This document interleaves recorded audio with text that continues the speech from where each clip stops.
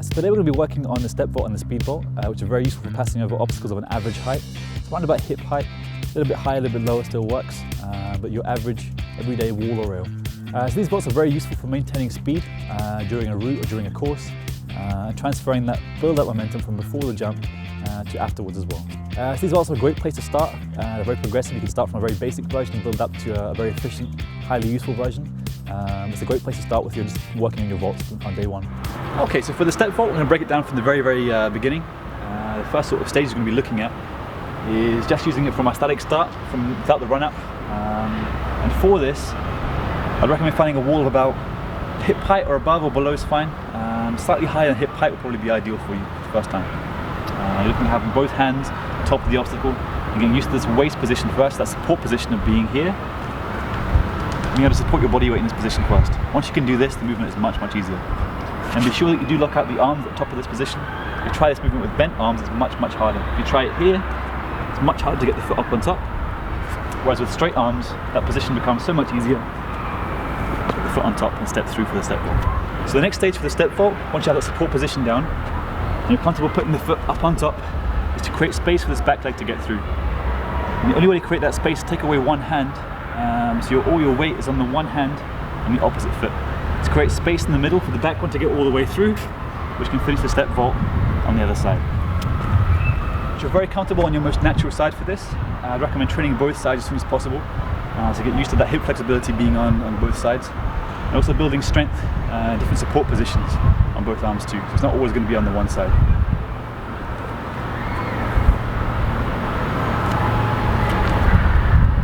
So break it down into those three stages first, of having your support position, your foot on top, and create space, and work on stepping all the way through. And that foot that steps all the way through will be the first one to touch the floor on the other side. The biggest issues people face with this vault sometimes is putting too much weight on the leg. So they get to this position here, the one foot is on top, a lot of their weight is over this leg here, the supporting leg, where it should be over the arm. So as I am here, I haven't got much space between my foot and my arm to get through. I try to get through here, it'll be quite difficult. If I create more space in that gap, a bit more weight on this arm rather than the foot, it creates much more space for this foot to come through from the rear. So once you're very confident with that position of having the support, the step, and the step through, the next sort of step from there is to work on adding a bit of speed to the movement. So building momentum from the run up, carrying that through to the vault itself without any slowdown in the transition, and passing over to the other side.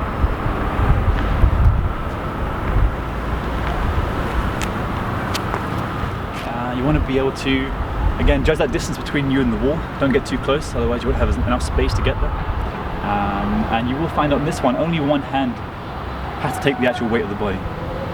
All the body weight won't be on that one hand at any time, because you will be actually propelling yourself upwards from the foot. So all the drive comes from the leg. And temporarily, only very briefly, will your weight be on that one hand. So it will pass from that one hand to the foot, you'll step all the way through straight afterwards. And the more speed you bring in, the easier this movement is. Last stage in the step vault, before we move towards the speed vaults, we will work on exactly the same approach, but with more speed. And rather than the hand being that first point of contact followed by the foot and the step through, what we'll actually work on is touching with the foot first, and then going into the hand later. The reason the foot touches first is that the leg is obviously longer than the arm. So if you are going at full speed and you jump towards the wall, that will be naturally your first point of contact. As long as your technique is very good, you can control that quite well, pass over the obstacle with maximum speed, and least amount of hesitation possible. So once your step vault is very comfortable and you're looking for that next progression from there, we'll use what we call a speed vault. Exactly the same approach, but only using the one hand to pass over the obstacle. So we won't be using the foot at all. You have enough momentum from the run up and the approach to carry you all the way over the obstacle, and that one hand will just be there to redirect your momentum and take you from an upright position to on the side to go over the wall, and finally to push you back up to the upright position for the landing itself. So all the weight will be on one arm temporarily. Because of all the speed you have, you won't be taking your full body weight on the arm, just a little part of it to pass you over the obstacle.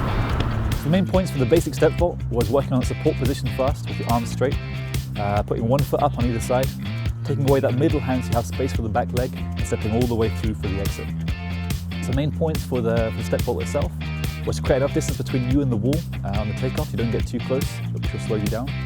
Having most of the weight on your arm rather than the foot, having enough space between the foot and the arm so that the back leg has plenty of space to get through and you're not cramped up in that area.